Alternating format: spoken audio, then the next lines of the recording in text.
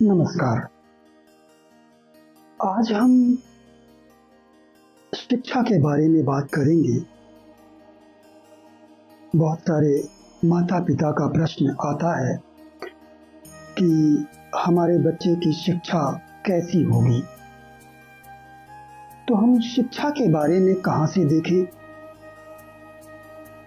इस पर थोड़ी सी बातें करेंगे। ये एक छोटा वीडियो होगा। शिक्षा के लिए द्वितीय भाव, चतुर्थ, पंचम, नवम, ये 4 भाव देखे जाते हैं। द्वितीय भाव संस्कार का भाव है। द्वितीय भाव बाल्य अवस्था का भाव है, जो बच्चे की प्रारंभिक शिक्षा है। उस प्रारंभिक शिक्षा का भाव है। लेकिन केवल इतना ही नहीं है कि यह भाव प्रारंभिक शिक्षा का है, संस्कार का है, बल्कि द्वितीय भाव चतुर्थ से लाभ भाव भी है। चतुर्थ से लाभ का मतलब क्या है? चूंकि चतुर्थ भाव शिक्षा का भाव है, इसलिए शिक्षा से लाभ अथवा शिक्षा का लाभ। पंचम भाव बुद्धि विवेक का है। यहाँ से भी हम शिक्षा के बारे में देखते हैं। तो पंचम से ये दशम भाव है।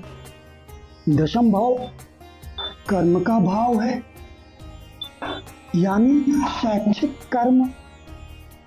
दूसरी बात, दशम भाव सफलता का भाव है, इसलिए शिक्षा से सफलता दर्शाता है। इसलिए हम द्वितीय भाव को देखते हैं। चतुर्थ भाव मुख्य रूप से शिक्षा का भाव माना जाता है। मेरी बातों पर फिर से ध्यान दीजिए। चतुर्थ भाव शिक्षा का मुख्य भाव, प्रमुख भाव माना जाता है। पंचम भाव शिक्षा के लिए प्रमुख भाव नहीं है। ये बुद्धि विवेक का भाव है। यहाँ से देखा जाएगा कि आप कितने बुद्धिमान हैं, आपकी बुद्धिमत्ता कितनी है, आपने रचनात्मकता का गुण कितना है। लेकिन प्रमुख भाव शिक्षा का चतुर्थ भाव है। फिर नवम भाव उच्च शिक्षा के लिए देखा जाता है। यदि चतुर्थ का संबंध नवम से बन जाए तो ऐसा व्यक्ति उच्च शिक्षित होता है। अब शिक्षा आपकी कैसी होगी ये देखना है, तो हम चतुर्थ भाव को देखेंगे। चतुर्थ भाव पीड़ित नहीं होना चाहिए। चतुर्थेश को देखेंगे। चतुर्थेश भी पीड़ित नहीं होना चाहिए। शिक्षा के कारक बुद्ध को देखेंगे, वह भी पीड़ित नहीं होना चाहिए। यदि आपका चतुर्थ भाव अच्छा है, चतुर्थेश अच्छा है, बुद्ध अच्छा है, तो आपकी शिक्षा अच्छी होगी। अब यहाँ पर एक कंफ्यूजन क्रिएट होगा। मैंने कहा कि चतुर्थ भाव पीड़ित नहीं होना चाहिए। अब यदि यहाँ पर मंगल स्थित है और शनि स्थित है तो चतुर्थ भाव पीड़ित हो गया। तो फिर ये कहा जाएगा कि शिक्षा बहुत कम होगी या नहीं होगी। नहीं, केवल ये देखकर ऐसा नहीं कहा जाएगा। मंगल शनि का यहाँ पर स्थित होना यह भी संकेत करता है कि ये व्यक्ति सिविल इंजीनियर हो सकता है। ये बच्चा विज्ञान तकनीकी शिक्षा ग्रहण करेगा, क्योंकि ये दोनों शनि और मंगल तकनीकी ग्रह हैं। तो केवल इनके स्थित हो जाने मात्र से हम ये नहीं कहेंगे कि आपकी शिक्षा अधूरी रहेगी। इसके स्वामी चतुर्थ को देखना होगा। इसका स्वामी यदि शुभ भाव में है, बलवान है, तो फिर हम इन्हें देखकर ऐसा नहीं कहेंगे कि शिक्षा अधूरी होगी। इसके अलावा शिक्षा का कारक बुध है, ज्ञान का कारक गुरु है। इन दोनों को भी देखना होगा। यदि ये दोनों बलवान हैं तो आपकी शिक्षा अच्छी होगी। तो यहाँ पर मैंने ग्रहों के बारे में बताया कि चतुर्थ भाव और चतुर्थेश, चतुर्थ के कारक यानी बुध और गुरु अच्छे हों, बलवान हों, शुभ स्थित हों तो आपकी शिक्षा अच्छी होगी। ये एक पक्ष है। अब दूसरा पक्ष दशाओं का है। जैसे मान लीजिए कि यहाँ मंगल और शनि स्थित हैं, तो चतुर्थ भाव पीड़ित हो गया।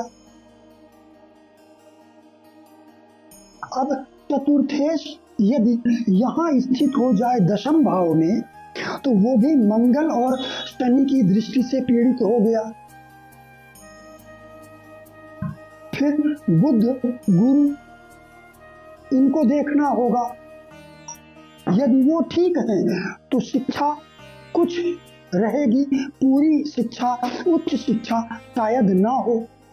लेकिन उस समय यदि शिक्षा के समय में यदि बुरी दशाएं आ गई, जैसे मान लीजिए कि राहु द्वादश भाव में स्थित है, राहु की महादशा आ गई या राहु की अंतरदशा आ गई, अष्टमेश की महादशा अथवा अंतरदशा हो, षष्ठेश की महादशा अथवा अंतरदशा हो और ये पीड़ित भी हो, तो फिर जब चतुर्थ भाव पीड़ित होगा, चतुर्थेश पीड़ित होगा और दशाएं भी बुरे ग्रहों की आएंगी, तो उस समय शिक्षा में व्यवधान आएगा या शिक्षा समाप्त हो सकती है। लेकिन यदि बुरे ग्रहों की दशाएं नहीं हैं शिक्षा के समय में, अच्छे ग्रहों की दशाएं हैं, तो यहाँ पर अगर एक ग्रह और बुरा बैठ गया, केतु बैठ गया, इधर राहु बैठ गया, तब भी हम ये नहीं कहेंगे कि शिक्षा अधूरी होगी या शिक्षा नहीं होगी। चतुर्थेश को देखिए, बुध और गुरु को देखिए, यदि ये अच्छे हैं और दशाएं अच्छे ग्रहों की हैं तो शिक्षा पूर्ण होगी।